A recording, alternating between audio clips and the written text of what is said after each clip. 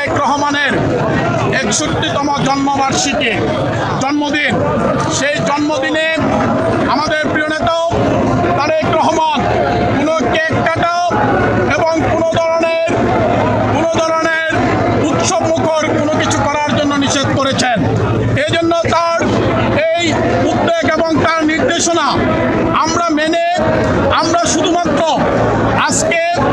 এই কুমিল্লার গণমানুষের নেতা আগামী দিনের এই কুমিল্লায় যিনি একটি সাম্য এবং ন্যায় নীতির একটি কুমিল্লা উপহার দিবেন, আমাদের হাজারো নেতাকর্মীদের আশ্রয়ের ঠিকানা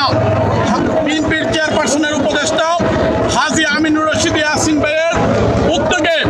আজকে 6 নির্বাচনী এলাকার কুমিল্লা মহানগর, কুমিল্লা আদর্শ সদর